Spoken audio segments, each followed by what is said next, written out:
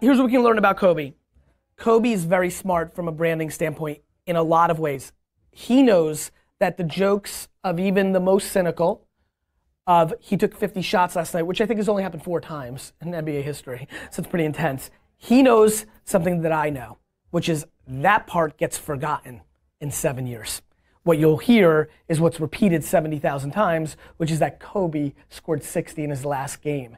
And I think some of the people that run the best brands and businesses in the world don't sweat the short-term narrative because they're smart enough to play the chess moves to understand when that wears off. As a matter of fact, a lot of politicians do that because they know that we say that negative ads are bad. We Americans, we hate negative ads. Negative ads are bad. It's the only thing we respond to.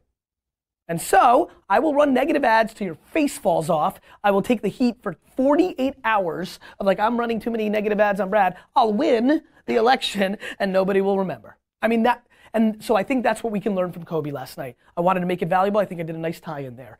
What Kobe's actions were on the court last night is he knows the narrative that best positions his legacy, and so he was going to take as many shots as he had to maximize that headline because it was going to be the only thing left. And a lot of you right now worry way too much, first of all, of what everybody else thinks. Secondarily, you worry too much about what the narrative is in the short term. You know, like starting an agency 7 years ago at the height of your ability in the tech sector when the tech sector is exploding because you wanted to play a practical long game, not what people were whispering behind your back for a 12-month period. Could I identify with you for a second? You just saw my, yes, I'm identifying with Gary. You just saw my mentors and the guy that I actually started my business with, which is Brian Grazer.